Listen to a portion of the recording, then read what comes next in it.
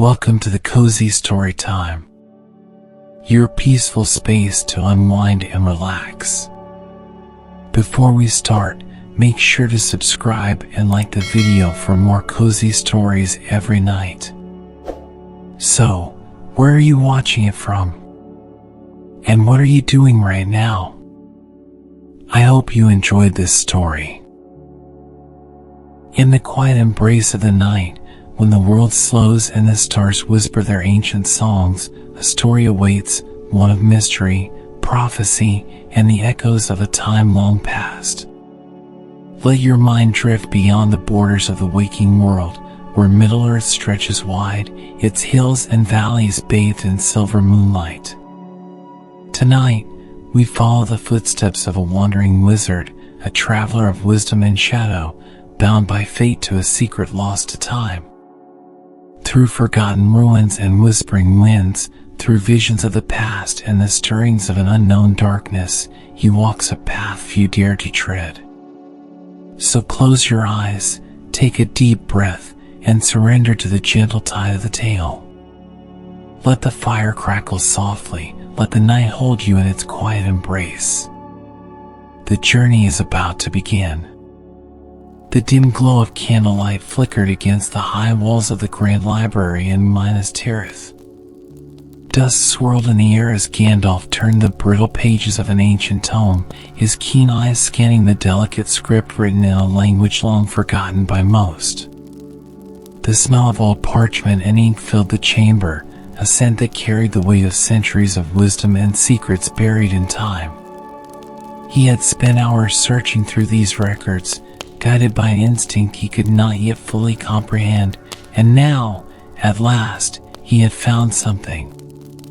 His fingers traced the inked words, deciphering their meaning slowly. The prophecy was written in an elegant but archaic script, its lines filled with warnings and cryptic messages. When the stars align and shadows rise anew, the wandering wizard shall walk the path unseen. To the north he must go, where ice and ruins sleep.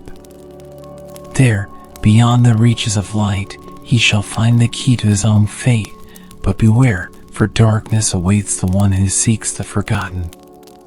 Gandalf leaned back, his mind racing with possibilities.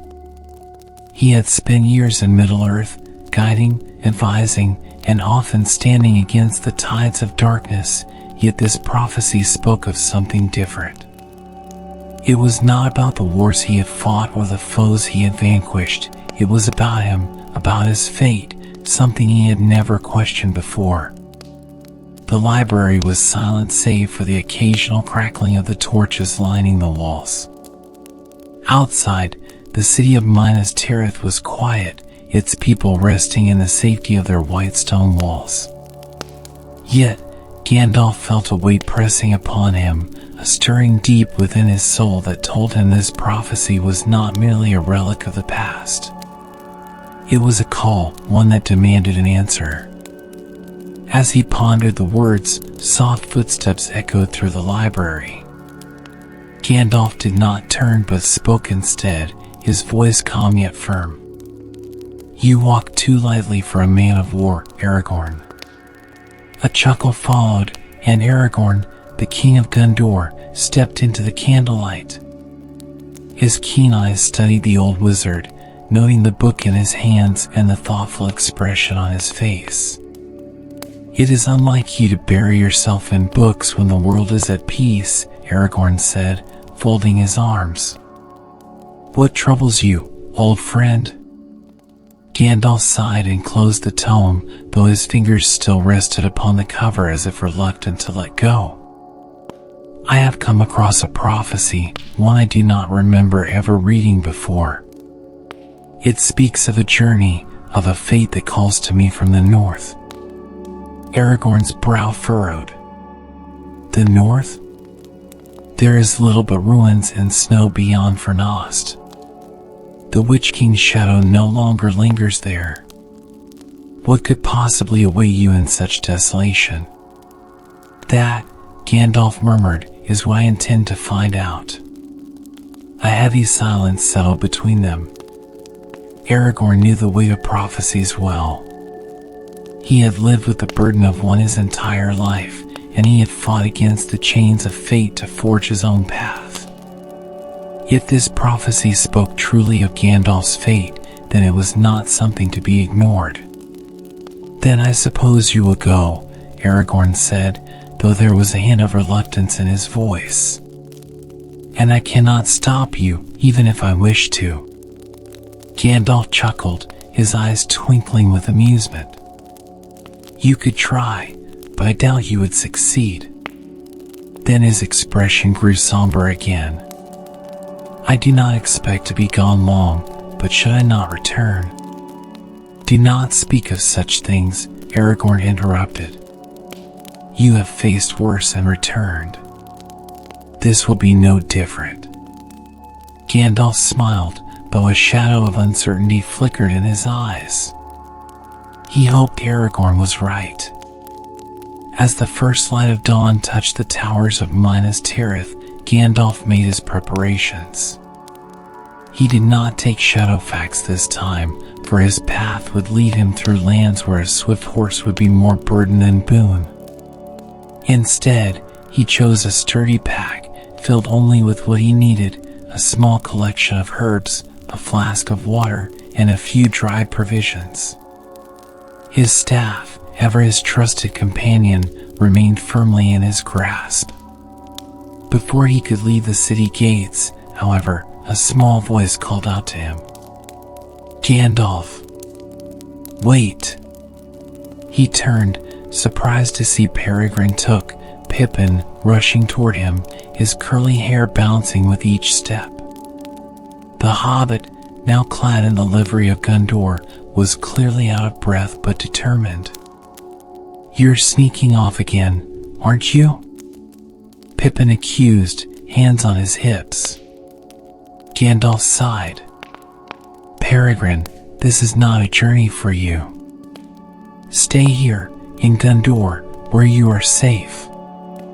Pippin's face twisted into an expression of stubborn defiance. "You told me the same thing before, and yet I followed you to Mordor. And now you expect me to just stay behind?" "This is different," Gandalf said firmly. "This journey may not end with a battle, nor is it a quest to save Middle-earth. It is something else, something personal." Pippin hesitated, glancing at Gandalf's expression, then at the worn book tucked under his arm. "It's about you, isn't it?" The wizard sighed, realizing there was no easy way to explain. "In a manner of speaking." Pippin nodded, and for a moment, Gandalf thought the hobbit would finally accept his words. But then, with that mischievous glint that had never truly left his eyes, Pippin straightened his back and declared, "Then I'll come with you." "Pippin." "You're old, Gandalf," Pippin interrupted, grinning. "Someone has to make sure you don't wander off and get yourself into trouble." The wizard sighed heavily, rubbing his forehead. He knew from experience that arguing with a determined hobbit was often a futile endeavor. With a resigned nod, he relented. "Very well, but only on the condition that you do exactly as I say." Pippin beamed. "Of course." Gandalf was not entirely convinced but allowed the matter to rest. With the hobbit now by his side, they left Minas Tirith and began their journey northward. The road was long, winding through lands that had once been battlegrounds but were now quiet beneath the rule of the new king. They passed through Anorian and into the woods of northern Rohan, where the chill in the air spoke of the encroaching winter. Though the land was peaceful, Gandalf could not shake the feeling that unseen eyes were watching, waiting. As the days passed, the weight of the prophecy grew heavier upon him. He did not know what awaited him beyond the northern wilds, but one thing was certain: this was no ordinary journey. Something lay ahead, something tied to his very existence in Middle-earth. And as the wind howled through the trees, whispering secrets only the old and wise could understand, Gandalf knew that fate was moving once more. The road stretched before them like an endless ribbon of stone and dust, winding through the rolling hills of Anorian and past the last scattered homesteads of Gondor's northern reaches. Gandalf and Pippin traveled in companionable silence for much of the way, the only sounds accompanying them being the whisper of the wind through the golden fields and the steady crunch of their boots against the earth. Despite the peace of the land, Gandalf could not shake the unease that had settled deep within his bones. He had felt this before, this gnawing sense of something unseen, something moving beyond his sight. The prophecy still lingered in his mind, its words an enigma wrapped in riddles. He had lived long in Middle-earth, and yet never had he heard mention of the wandering wizard in any old tales or records. Who had written it? And why did it call to him now, when the great evils of the world had already been vanquished? As the days passed, the green fields of Gondor gave way to the vast plains of Rohan, where the wind was sharp and carried the scent of horses and heather. They passed Edoras in the distance, its golden hall gleaming atop the hill like a beacon of ages past. Pippin tugged his cloak tighter around him as a gust of cold air whipped through the valley. "Are you sure you don't want to stop there for a night?" the hobbit asked, eyeing the distant city. "We could get a warm meal, maybe even a proper bed." Gandalf chuckled, though his gaze remained fixed northward. "Tempting, but no. We must press on. The longer we delay, the more uncertain our path becomes." Pippin sighed dramatically. "I knew you'd say that." They rode onward, their journey taking them toward the river Isen. By the time they reached its banks, the days had grown shorter, and the air carried the unmistakable bite of approaching winter. The land beyond Eriador was a vast stretch of wilderness that had once been dotted with cities and settlements in ages past. Now, it was mostly empty, save for ruins swallowed by time and travelers few and far between. One evening, as they set camp beneath a cluster of gnarled trees, Pippin sat cross-legged by the fire, staring into the flames with a thoughtful expression. Gandalf sat nearby, smoking his pipe, his gaze distant as he pondered their path ahead. "I don't get it," Pippin finally said. "This prophecy, why does it only speak of you? All the other great prophecies I've heard were about great wars or the fate of kingdoms. This one feels personal." Gandalf exhaled a thin stream of smoke, watching it curl into the night air before answering. "Perhaps because it is." Pippin frowned. "But why now? What could be waiting for you in the north? The world's safe now, isn't it? Sauron's gone, the war's over. What else is left?" Gandalf tapped his pipe against a rock, knocking out the embers before speaking. "Not all dangers are born of war, Pippin. And not all evils perish with the fall of a dark lord." He sighed. "There are old things in this world, things forgotten by most, things that linger in shadow, waiting for the right moment to stir once more." Pippin shivered and pulled his cloak tighter. "And you think one of those things is waiting for us out there?" Gandalf did not answer immediately. Instead, he looked up at the stars, their cold light unchanging and eternal. "I do not know," he admitted at last.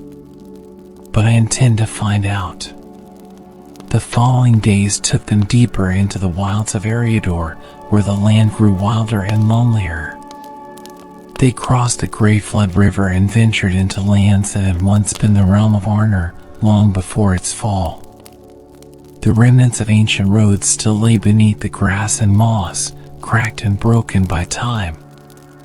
Occasionally, they passed the ruins of old watchtowers, their stones weathered and crumbling, but still standing as silent witnesses to a kingdom that had faded into legend. As they neared the weather hills, the skies darkened with heavy clouds, and a cold wind swept through the land. The first signs of winter were making themselves known, and Pippin grumbled about the chill more than once. One evening, as they made camp near the ruins of an old outpost, Pippin noticed Gandalf staring into the distance, his expression unreadable. "What is it?" the hobbit asked, rubbing his hands together for warmth. Gandalf was silent for a long moment before he finally said, "We are being followed." Pippin's eyes widened. "What? By who?" "I do not know," Gandalf admitted. "But I have felt it for days now, something watching, keeping its distance, waiting." Pippin swallowed hard and instinctively reached for the short sword at his side, a relic from his time in the War of the Ring. Do you think it's something evil?" Gandalf's gaze darkened. "I fear we shall soon find out." That night, the wind howled through the ruins, carrying whispers that did not belong to the world of the living. Pippin lay awake, clutching his blanket tightly around him, listening intently for any sign of movement beyond the fire's glow. Then, just before dawn, he heard it, a faint rustling in the distance, barely audible over the wind. He sat up quickly, heart pounding. "Gandalf," he hissed. But the wizard was already awake, his staff gripped firmly in his hand as he rose to his feet. "Show yourself," Gandalf called into the darkness. For a moment, silence. Then, from the shadows of the ruins, a figure stepped forward. It was a man, or at least, it seemed to be. Cloaked in dark, tattered robes, his face was partially obscured by the hood he wore. But what could be seen was pale and thin, almost corpse-like. His eyes, sunken and shadowed, glowed with an unnatural light. Gandalf narrowed his gaze. "Who are you?" The figure tilted his head, as if studying the wizard. Then he spoke, his voice hollow and distant. "You seek the forgotten, wanderer," the figure rasped. "But some things should remain buried." Pippin felt his blood run cold. There was something unnatural about the man, something that did not belong in this world. Gandalf did not waver. "You know the prophecy." The figure chuckled, a dry, brittle sound. "I know of many things, Mithrandir." His gaze flickered to Pippin. "And I know that your little companion does not belong in this tale." Pippin bristled, gripping his sword tighter, but Gandalf raised a hand, signaling him to stay back. "What lies in the north?" Gandalf demanded. The figure was silent for a long moment. Then, in a voice that sent shivers through the air, he said, "Your fate." And with that, the figure turned and vanished into the darkness as if swallowed by the wind. The fire crackled softly in the silence that followed. Pippin exhaled shakily. "Gandalf, what in the name of the Shire was that?" The wizard did not answer at first. He simply stared into the shadows where the figure had stood, his expression grim. Then, at last, he spoke. "The first omen." And so, as the first light of dawn broke across the ruins, they gathered their things and continued northward, the weight of the unknown pressing heavier upon them with every step. The morning air was crisp, the first fingers of frost clinging to the blades of grass as Gandalf and Pippin resumed their journey northward. The encounter with the strange figure in the ruins had left a chill deeper than the cold of approaching winter. Neither spoke of it as they walked, but the weight of the man's words pressed upon them like an unseen hand. Pippin, usually full of chatter, had grown uncharacteristically quiet. His small feet crunched over the frostbitten earth as he stole glances at Gandalf, who strode ahead with purpose, his long cloak billowing behind him. The wizard's grip on his staff was tight, his brow furrowed in deep thought. Finally, Pippin could take the silence no longer. "Gandalf," he began hesitantly, "who was that man? Or was he a man at all?" Gandalf did not turn as he answered, his voice distant. "I do not know, but I have seen his kind before." Pippin frowned. "You have? There are spirits in Middle-earth older than the kingdoms of men, older even than the elves who first walked beneath the stars," Gandalf said. "Some are bound to places, lingering in the ruins of their past lives. Others still roam, seeking purpose or revenge." Pippin shuddered. "And you think he was one of them?" Gandalf was silent for a long moment before answering. "Perhaps. Or perhaps something worse." That did nothing to ease Pippin's nerves. He adjusted his cloak and quickened his pace to walk beside the wizard. He knew about the prophecy. He knew about you. Gandalf nodded. "Yes. Which means that this journey is not as unknown as I had hoped. There are eyes upon us, watching." Pippin's grip on his sword tightened. "Do you think he'll come back?" "I do not know," Gandalf admitted. "But if he does, we must be ready." Into the wild. The road grew rougher as they traveled deeper into the north. The rolling hills of Eriador gave way to more rugged terrain, where jagged rocks jutted from the earth like the broken bones of a long-forgotten land. The remnants of old paths wound through the wilds, barely more than faint trails swallowed by time and neglect. They passed through the Weather Hills, where the ruins of old watchtowers loomed in the distance, silent and abandoned. Pippin shivered as they made camp one night beneath the remains of one such tower. The stones, worn and broken, seemed to whisper with the wind. Pippin poked at the fire with a stick. "This place feels haunted," he muttered. Gandalf glanced around the ruins. "In a way, it is." Pippin raised an eyebrow. "In a way?" "This was once a stronghold of the Northern Kingdom, back when Arnor still stood," Gandalf explained. "Now, only ghosts remain, the ghosts of time, of memory." Pippin stared at the crumbling stones. "Do you ever think about how much has been lost?" Gandalf's expression grew somber. "All the time." The night was restless. Pippin found himself waking often, shifting uncomfortably beneath his blanket as the cold seeped into his bones. At one point, he thought he heard something moving beyond the firelight, but when he sat up, there was nothing but the endless dark. Gandalf, however, remained awake, his gaze fixed on the distant hills. He could feel it, the presence of something just beyond his sight, lingering on the edges of his awareness.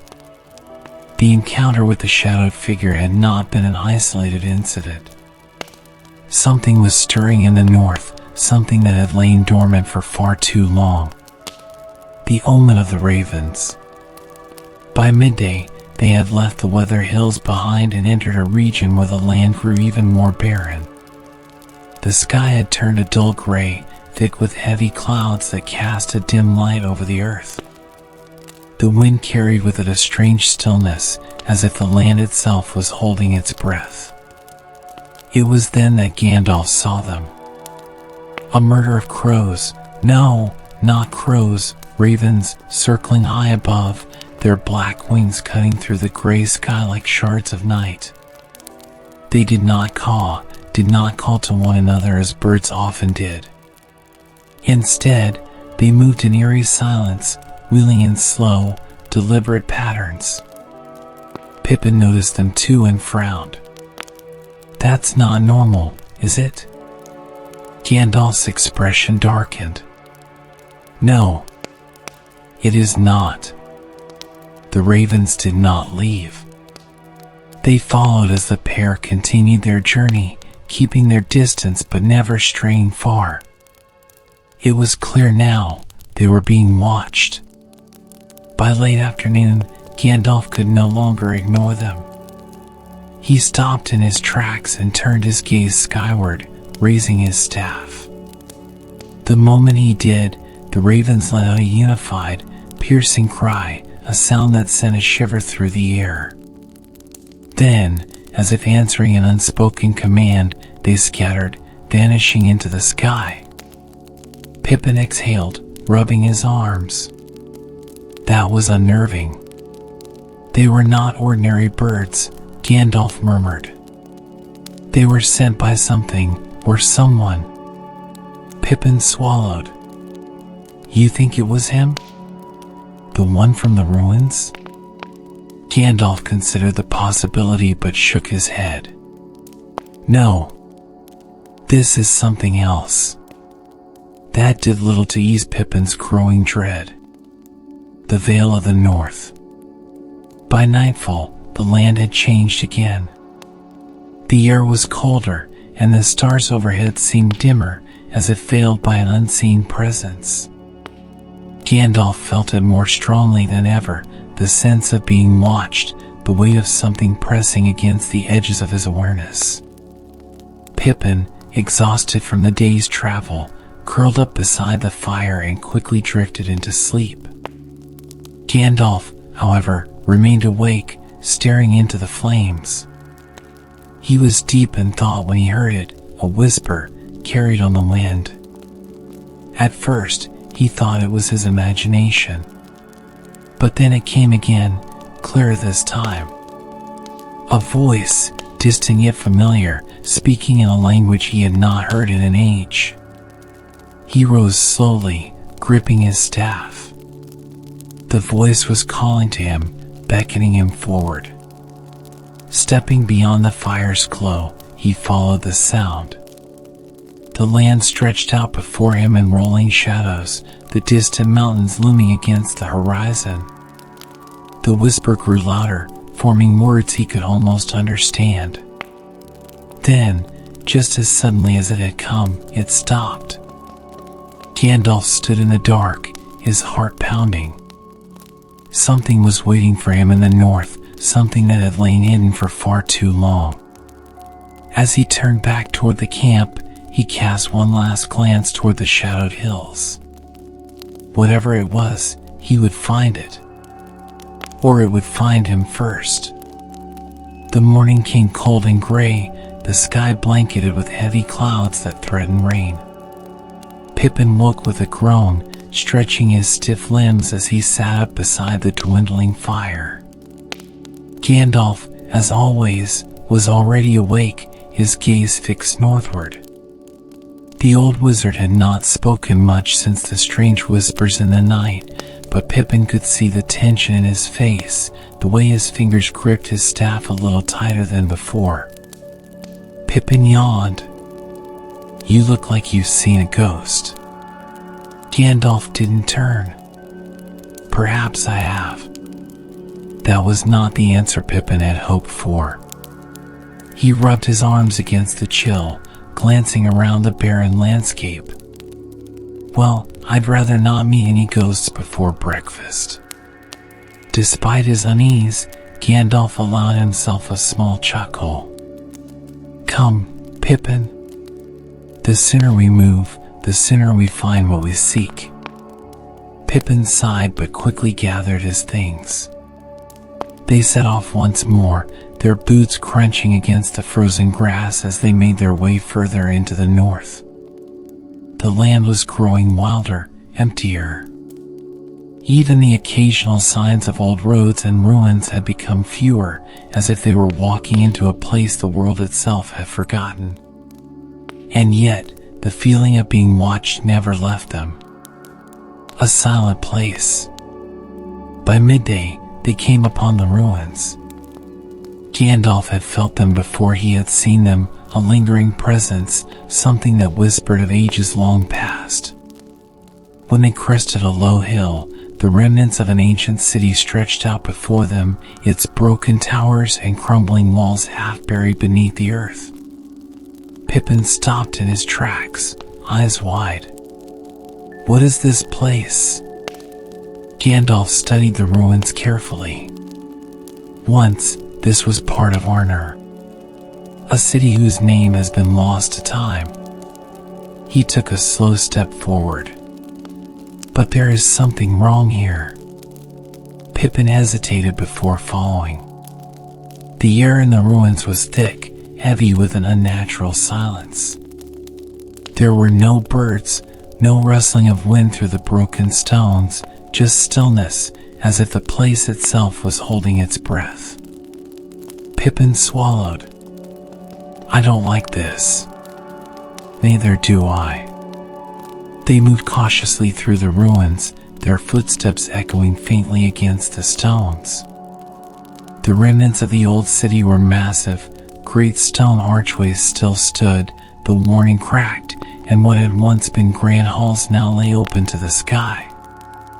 But there were no signs of life, no remains of the people who had once walked these streets. Pippin glanced around nervously. Where is everyone? Or, where were they? Gandalf did not answer immediately. He could feel something ancient and unseen, pressing at the edges of his mind. It was as if the ruins themselves remembered, whispering of something long buried. Then, he saw them.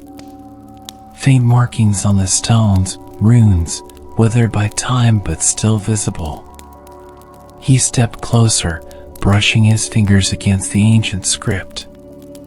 It was not written in the common tongue, nor even the elven languages he knew well. Pippin peered at the runes. Can you read it? Gandalf frowned. No, but I recognize the style. This is older than Arnor. Perhaps older than even the first man who walked these lands.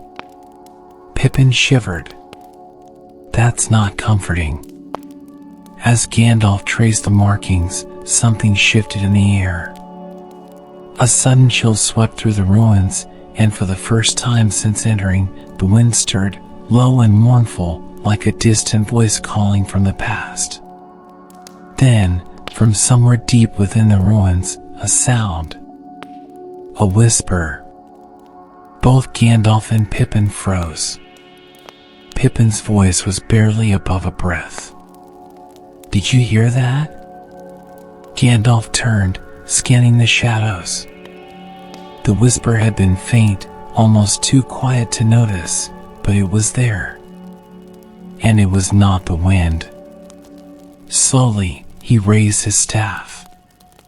The head of it glowed faintly, casting long shadows across the broken stones. We are not alone. Pippin instinctively reached for his sword.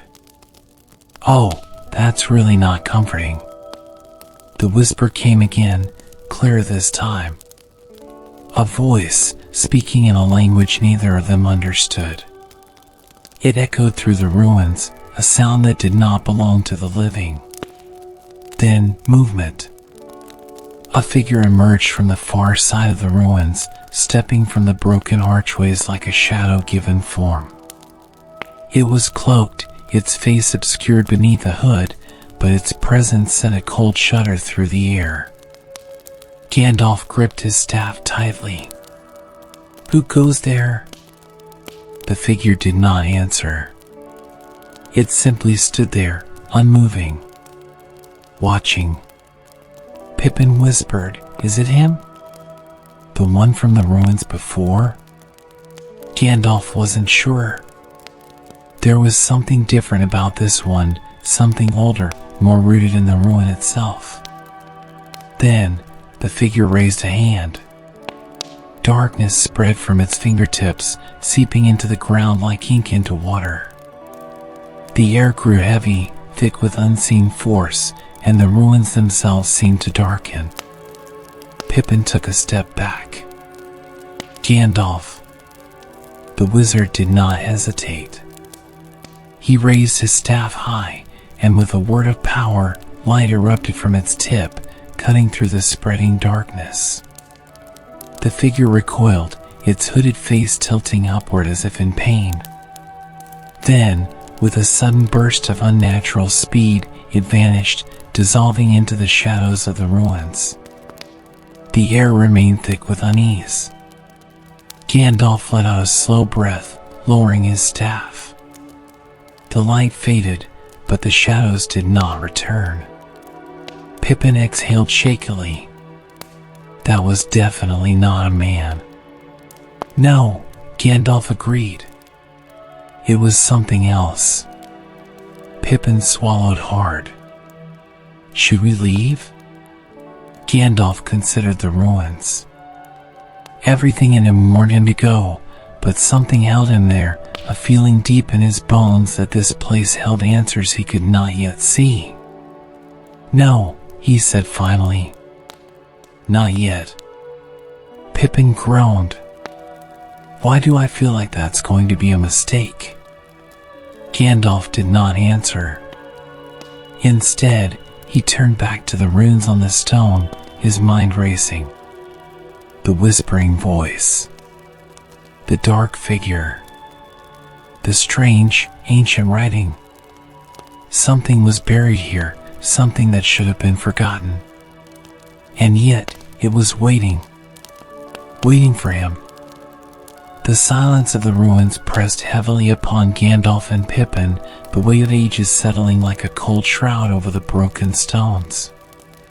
The unsettling presence of the hooded figure still lingered, though it had vanished into the shadows. The whispering voice, the strange runes, and the dark magic that had seeped through the ground all pointed to something long buried, something that did not wish to be disturbed. Gandalf ran his fingers over the ancient markings again, his mind turning through the many histories he had learned. This language was not of Arnor, nor of the Númenóreans who once ruled these lands. It was older, far older. His pulse quickened as a thought struck him. Could it be? Pippin, shifting nervously from foot to foot, finally broke the silence. Gandalf, if you're thinking what I think you're thinking, I'd like to strongly recommend not thinking it. Gandalf glanced at him. And what do you think I am thinking? That this place is older than it should be. That it's not just some ruined city of men, but something worse. Pippin shivered. That maybe, just maybe, we should get out of here before whatever was whispering decides to do something about us being here. Gandalf sighed, brushing the dust from the stone. You are not wrong to be afraid, Peregrine Took. Fear is a wise companion in places such as these. But sometimes, fear must be set aside in pursuit of knowledge. Pippin threw up his hands. Oh, wonderful. Another one of your riddles. That usually means we're about to run into something terrifying. Gandalf's lips twitched, but he did not argue. Instead, he turned back to the ruins and began walking deeper into them. Pippin groaned. Of course we're going deeper in. They picked their way through the crumbling city, stepping over fallen stones and ancient carvings worn smooth by time. The further they went, the more intact the structures became, as though something had preserved them, hidden them away from the decay of centuries. Then they found it. At the base of a half-crumbled archway, half buried beneath tangled roots and fallen debris, was a stairway, spiraling down into darkness. Pippin stopped in his tracks. Absolutely not. Gandalf, however, was already stepping closer. He held out his staff, and the faint glow of its tip revealed the first few steps, smooth and ancient, as though untouched by time. "This was hidden for a reason," Gandalf murmured. "And yet, it calls." Pippin's expression darkened. "We have very different opinions on what calls means, Gandalf. To me, it sounds like it's saying turn around and go home." Gandalf chuckled, but his voice was laced with unease. "I will not ask you to follow me if you do not wish to, Pippin. But I must go." Pippin sighed heavily, running a hand through his curls. "And if I stay up here, alone, I'm sure nothing awful will happen to me, right?" The wizard gave him a knowing look. Pippin groaned again. Fine. But if we die down there, I will haunt you." Gandalf smiled. "Duly noted." And with that, they descended. The stairs wound deep into the earth, carved of stone so old that even the faintest etchings of writing had been worn away. The deeper they went, the colder the air became, not just the chill of stone, but a creeping, unnatural cold that seemed to press into their bones. Pippin clutched the hilt of his sword. "I don't like this." Gandalf did not answer. His gaze was fixed forward, his staff glowing faintly as they continued down. The silence was oppressive, but as they neared the bottom, the whispering returned. Soft at first, barely audible, but growing. Pippin stiffened. "Gandalf." The wizard's grip on his staff tightened. "Do not listen to it." The whispers curled around them, echoing against the stone walls. The language was ancient, indecipherable, but its intent was clear: "You should not be here." Then, the stairway ended. They stepped into a vast chamber, its ceiling lost in the darkness above. The glow of Gandalf's staff illuminated what lay before them, an ancient hall, its pillars still standing tall despite the centuries. At the far end, carved into the very rock itself, was a door. Or what had once been a door. Now, it was sealed. Thick veins of black stone had spread over it like roots, twisting through the carvings, choking the archway. Whatever lay beyond had been locked away, not by time, but by something more deliberate. Pippin swallowed hard. That doesn't look good." Gandalf stepped forward, running his hand over the dark stone. It pulsed faintly beneath his fingers, as though something slumbered behind it. "This is no ordinary ruin," he murmured. "This is a prison." Pippin took a step back. "For what?" Before Gandalf could answer, the whispers turned to wails. The air shifted. The cold deepened. And from the shadows of the hall, something moved. Pippin barely had time to react before a figure emerged, a figure like the one they had seen before, cloaked and hooded, but this one was taller, more substantial, its presence like a weight upon the air. Gandalf turned sharply, raising his staff. "Who are you?" The figure did not answer. But this time, instead of standing still, it advanced. Pippin yelped, drawing his sword, though it felt pitifully small in his hands. "Gandalf." The wizard did not hesitate. He thrust his staff forward, and a burst of light erupted from its tip, illuminating the entire chamber. The figure recoiled, its hooded face twisting away from the brilliance, but it did not disappear. Instead, it lunged. The shadows surged, rushing toward them like a great tide. Gandalf threw out his other hand, muttering words of power, and the light flared again, pushing back the darkness. The entity hissed, retreating slightly, but it was relentless. The entire hall trembled. Dust rained from the ceiling, and the sealed door throbbed, as though something beyond was reacting to the struggle. Pippin, his heart hammering, swung his sword wildly. "I hate this." The figure loomed over them, reaching with a clawed, shadowed hand. Gandalf's eyes flashed.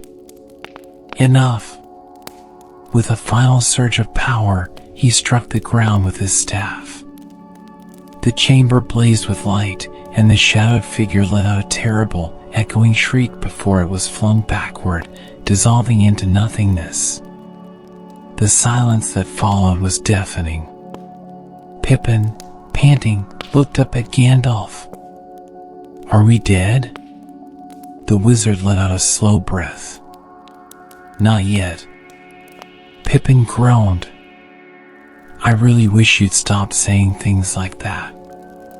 Gandalf turned back to the sealed door. The black stone was still there, pulsing faintly.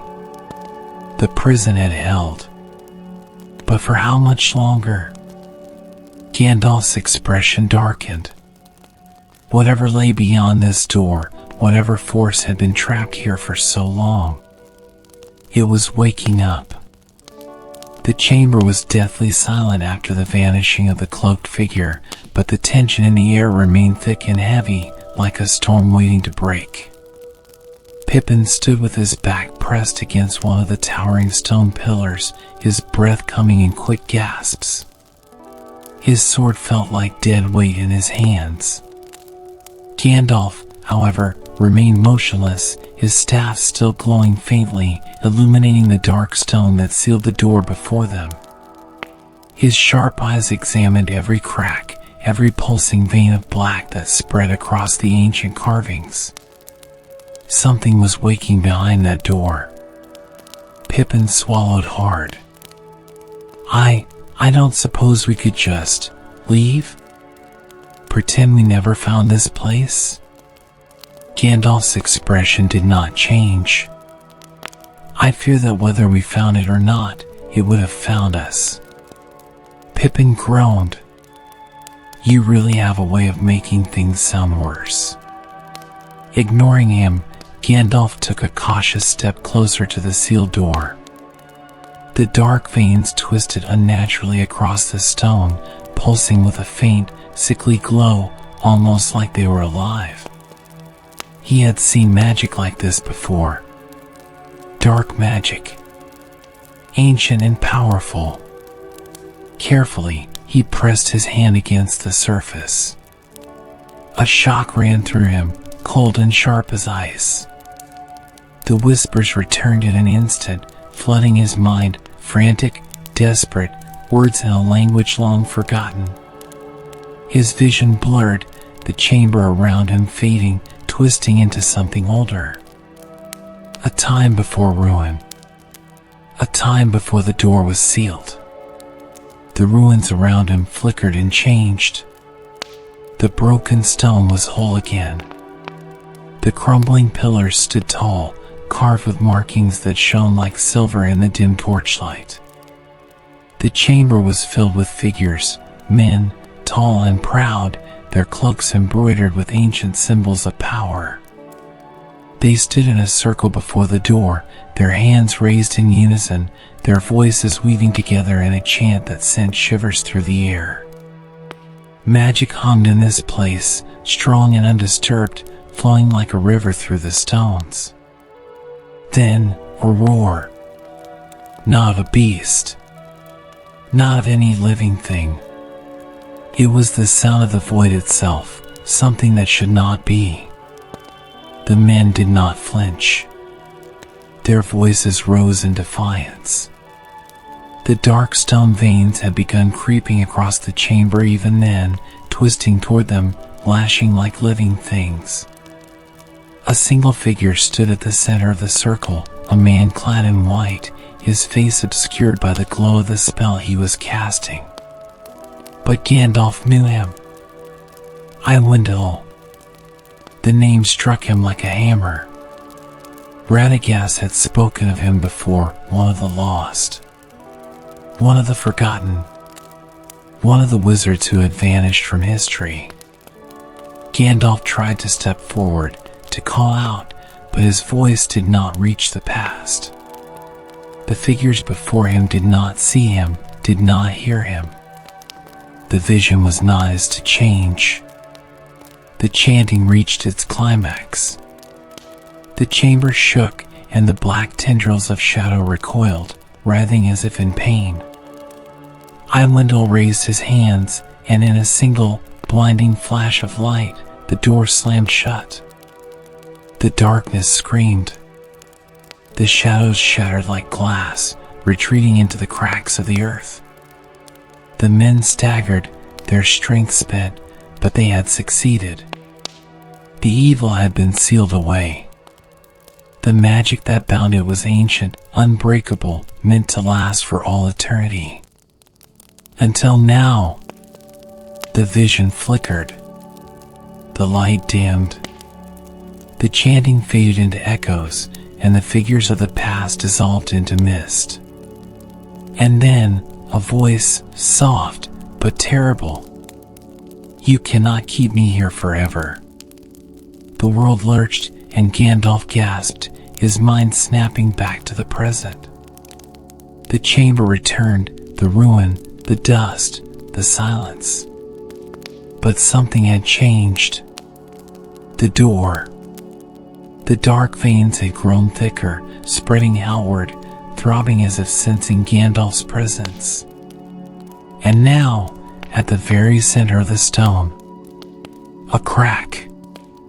Thin as a hairline, but unmistakable. Pippin's voice was small. "Gandalf, what's happening?" Gandalf did not answer immediately. He pressed a hand to his temple, steadying himself, trying to shake the lingering presence of the voice that had spoken to him.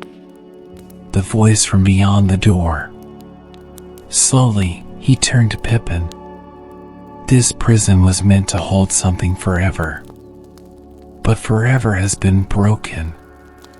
Pippin's face paled. "And that means..."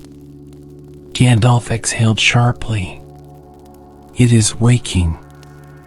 A tremor ran through the stone beneath them. A deep, resonant sound, like something shifting far below. Dust rained from the ceiling. The air itself quivered. And then, a breath. Not their own. A deep, distant inhale, as if something had drawn air into lungs that had not breathed in an age. Pippin froze. "Gandalf." The wizard grabbed his shoulder. "Run." They turned and bolted for the stairway, their footsteps echoing wildly as the chamber rumbled around them. The black veins along the walls pulsed faster, the darkness coiling like living serpents. Behind them, the whispering returned, but now it was a chorus. Many voices, speaking over one another, growing louder, faster. As they reached the stairs, a wind rushed through the chamber, not natural air, but something wrong, something that carried a chill beyond mere cold. The shadows twisted. And then, from behind the sealed door, a single, heavy knock. The sound hit them like a physical force, reverberating through the stone. Boom. A second knock. The cracks in the seal widened, spreading like spider webs. Boom. The third knock sent a shockwave through the ruins. The light from Gandalf's staff flickered. And then, silence. Gandalf and Pippin reached the top of the stairs, stumbling out into the ruined city above. The air was thin, the sky darker than before. They turned back just in time to see the entrance collapse behind them, the ancient stairway vanishing into rubble, sealing whatever lay below back into the earth. Pippin bent over, gasping for breath. "Tell me that worked." Gandalf did not answer. His gaze was fixed on the ground, on the faint tremor that still ran beneath their feet. The whispers were gone, the chamber buried once more, but the presence had not faded. Something had stirred, and it would not go back to sleep. For a long moment, neither of them spoke. Then Gandalf straightened, gripping his staff tightly. "This is not over." Pippin gave him a wary look. "I was afraid you'd say that." Gandalf turned his eyes northward, where the dark clouds had thickened on the horizon. The path ahead had changed. This was no longer just a journey of discovery. This was a race against something far greater than either of them. With a final glance at the ruins, he stepped forward. Pippin sighed heavily and followed. They had awoken something in the dark. And now, it was coming. The sun had not yet risen when Gandalf and Pippin left the ruins behind. A cold wind swept across the barren landscape, carrying with it the scent of damp earth and something more elusive, something old and forgotten. Though the entrance to the sunken chamber had collapsed, sealing the stairway below, Gandalf knew that the thing stirring beneath the earth had not been silenced. It was waking. Pippin trudged alongside the wizard, his breath visible in the morning chill. His usual chatter had vanished, replaced by uneasy glances over his shoulder. Though the ruins were far behind them now, he still felt their weight pressing upon his mind. Finally, he broke the silence. "So, what exactly was that thing behind the door?" Gandalf's gaze remained fixed on the horizon. "I do not know its name." Pippin frowned. "That doesn't make me feel better." The wizard sighed. "Names have power," Peregrine took. "Some things were never meant to be named, and some names should never be spoken aloud. What I saw in that vision, what I felt, was something that should never have existed in Middle-earth." Pippin shivered, pulling his cloak tighter around himself. "You mean like Sauron?" Gandalf shook his head. "No. Sauron was mighty, but he was known. He was once a being of order, even if he fell to darkness. This was different. It was outside the order of things. The men of old sealed it away for a reason, and now its prison is failing." Pippin swallowed hard. "And what happens if it gets out?" Gandalf's expression darkened. "We must ensure that does not happen." As they continued northward, the sky thickened with heavy, swirling clouds. What should have been a clear dawn was instead a dim, oppressive twilight. The further they went, the stronger the wind became, tugging at their cloaks, howling through the hills like a living thing. Pippin frowned. "Gandalf, this storm—" "I know," the wizard said grimly. "It is no natural thing." The road ahead was becoming difficult to see. Shadows curled through the air, twisting with the wind, forming strange shapes that vanished the moment they were noticed. Then the whispers returned. Soft at first, like distant echoes. Then louder, more urgent. Pippin froze. "Oh no! Not again!" The wind whipped around them, and the whispers grew into voices, many voices, speaking over each other in a chaotic murmur. The same voices they had heard in the chamber below. Gandalf planted his staff into the ground. "Be still." The voices did not obey. They swirled around them like a tempest, shifting between languages both ancient and new. Pippin clamped his hands over his ears, but it did nothing to stop the sound. And then, a figure emerged from the storm. It was tall, shrouded in darkness, its hooded form barely distinguishable from the swirling shadows. Unlike the previous apparitions, this one did not simply watch. It raised a hand. The wind struck like a hammer. Pippin was flung backward, rolling across the rocky ground with a cry. Gandalf barely managed to hold his ground, gripping his staff as the force of the storm pressed against him. The figure stepped forward, its form shifting unnaturally, as though it were not bound by flesh or bone. A voice, deep and hollow, echoed from within the hood. "You cannot stop what is coming." Gandalf's eyes narrowed. "We shall see." With a swift motion, he raised his staff. A brilliant light burst forth, cutting through the swirling darkness. The figure recoiled, the storm faltering for a moment. Pippin scrambled to his feet. "Did you get it?" The figure did not vanish. Instead, it straightened. Its head tilted slightly, as if amused. "Your light cannot hold forever, Stormcrow." The shadows surged forward. Gandalf thrust his staff forward, and the air around them ignited with white fire.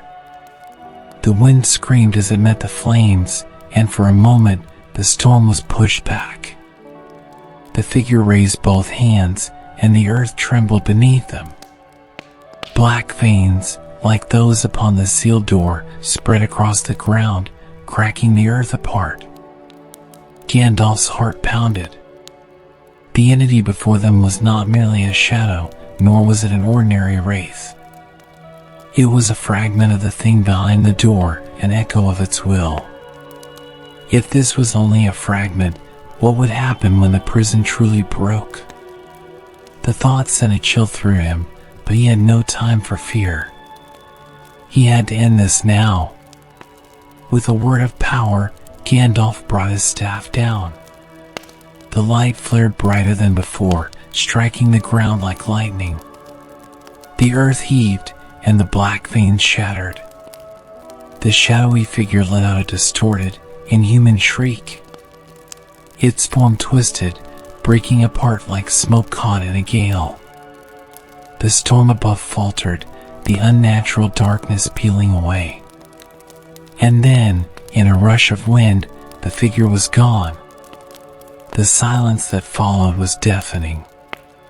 Pippin wiped his forehead with a trembling hand. "Is it over?" Gandalf did not answer. His eyes were fixed on the ground where the black veins had appeared. They were gone now, burned away by the light, but the air still felt wrong. No, it was not over. This had only been a test.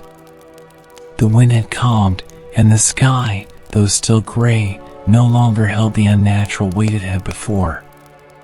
Pippin looked up at Gandalf. "That thing knew you. It called you Stormcrow."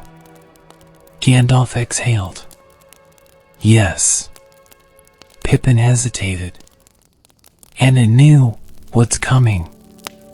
Gandalf turned his gaze northward, his expression unreadable. Indeed. For a long time, neither of them spoke. Then Pippin took a deep breath. "So what do we do?"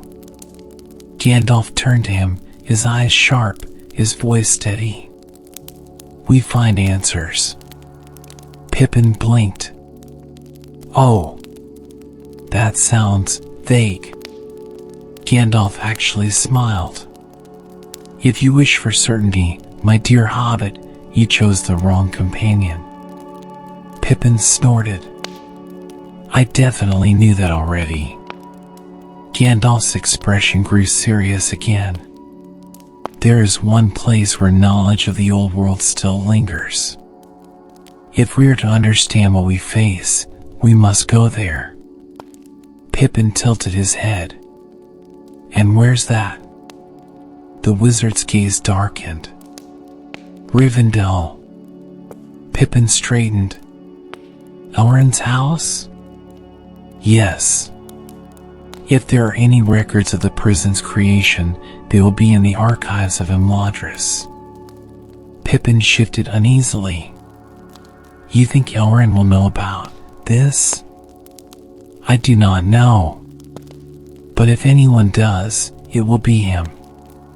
Pippin glanced back at the road. That's a long way. Gandalf's smile returned. Then we had best start walking.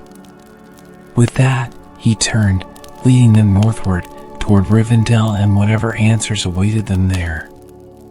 But deep beneath the earth, far beyond the reach of sunlight, something stirred. The cracks in the seal were growing wider. And soon, the prison would no longer hold. The road to Rivendell was long, but Gandalf and Pippin made haste, traveling through wild lands where no paths were marked. The unnatural storm had passed, but the air remained heavy with an eerie stillness, as if the world itself was holding its breath. Pippin was unusually quiet. His usual cheer was absent, replaced by the weight of everything they had seen and heard. The whispers, the sealed door, the shadowy figure in the storm, all of it gnawed at him like an itch he could not scratch. Gandalf, too, was troubled. His mind raced with questions. What was the thing behind the door? Who had imprisoned it, and how had the seal begun to fail? The vision of Iwendell, the lost wizard, still burned in his mind. Had Iwendell known this would happen? Had he foreseen the weakening of the prison? And most importantly, was it already too late? The misty mountains loomed in the distance, their snow-capped peaks casting long shadows across the land. Rivendell was close now. The answers they sought were within reach. But Gandalf had a terrible feeling that so was the end. They were less than a day's journey from Rivendell when they encountered the first sign of impending doom. A great rift had torn through the earth, running like a scar across the land. Trees had been uprooted, their roots twisted and blackened. The very air shimmered with an unnatural heat, even though the wind was cold. Gandalf stopped in his tracks. His fingers tightened around his staff. Pippin peered into the jagged chasm. What did this? Gandalf did not answer. He knelt, placing a hand upon the cracked earth. Immediately, a sharp pain lanced through his palm, and he recoiled. The ground was burning. Not with fire, but with something far worse, corruption. Pippin took a step back. Gandalf? The wizard rose slowly. It is spreading. The cracks were not just physical. This was the seal breaking, its fragments bleeding into the land itself. The prison was no longer merely beneath the earth. It was reaching outward, poisoning all in its path. And then, far in the distance, a sound. Low. Rumbling. Like a beast awakening. Pippin turned pale. That's coming from the mountains. Gandalf's expression darkened. From beyond them. From the place they had tried to leave behind. From the ruins where they had first felt its presence. The thing in the dark had begun to stir. They arrived at Rivendell under the cover of dusk. The valley of Imladris was as breathtaking as ever, its waterfalls glowing in the moonlight, its white towers standing tall amidst the trees. But there was an unease here as well. Elves moved swiftly through the halls, their faces troubled. Something had reached them, some whisper of the storm that had passed through Middle-earth. Elrond awaited them in the great hall. His face was grave. You felt it, he said, without preamble. Gandalf nodded. More than felt.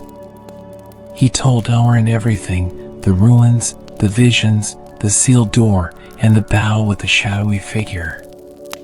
He spoke of Elendil, of the ancient magic that had bound the prison, and of the cracks that now spread across the land. Elrond listened in silence, his hands folded before him.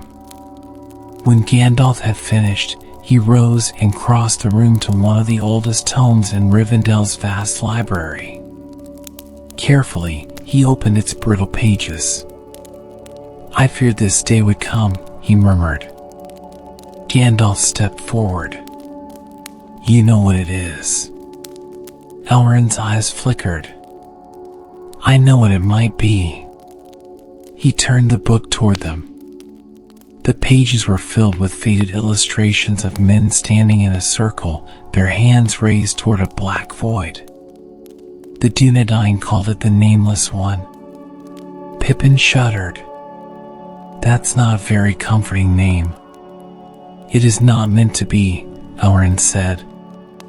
"The prison beneath the ruins was built by the last great kings of Númenor, with the aid of the Astari who came before you, Gandalf." "Elendil," Gandalf murmured. "Yes." Elrond's gaze was heavy. He did not vanish into the wilds as many believed. He gave his life sealing the Nameless One away. But magic, even the strongest, is not eternal.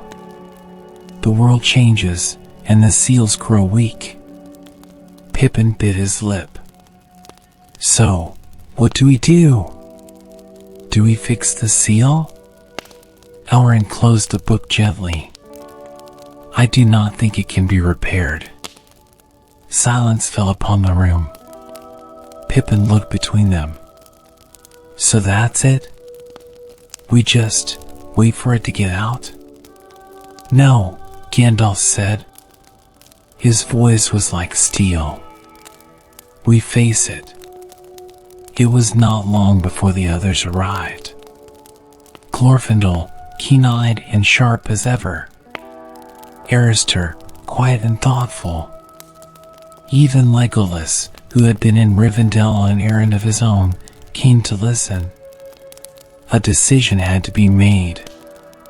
Some argued that the remaining power of the elves should be used to reinforce the prison, to delay the Nameless One's escape for as long as possible. Others believed it was too late for that. Gandalf knew the truth. This is not merely an ancient evil. It is older than Sauron, older than Morgoth's dominion over Arda.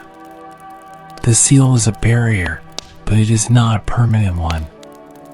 We cannot afford to wait for it to act first. Legolas frowned. "Then what do you propose?" Gandalf looked around the gathered company. "We go to the ruins. We meet this darkness before it can unleash itself fully." A hush fell over the room. Elrond was the first to speak. "That may be your fate, Gandalf the Grey. But not all who fight fate succeed." The wizard met his gaze. "Perhaps.